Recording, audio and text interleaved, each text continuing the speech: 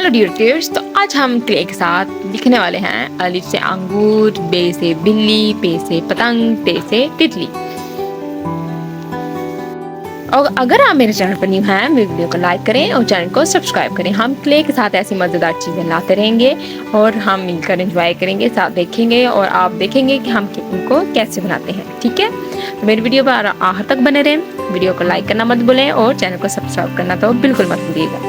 ठीक है, तो आप साथ देखें हम क्ले के साथ मुख्तलिफ चीज़ें कैसे बनाएंगे। हम अगली नेक्स्ट वीडियो में भी मज़ेदार चीज़ें क्ले के साथ बनाएंगे। क्ले के साथ हम खिलौने बनाएंगे, किचन सेट बनाएंगे और भी मुख्तलिफ चीज़ें बनाएंगे जो आपको अच्छी लगेंगी देखने में। तो आप मेरी वीडियो पर लास्ट तक बने रहें ताकि आपको क्ले के साथ मुख्तलिफ चीज़ें बनाने और साथ लर्निंग आप सीख सकें।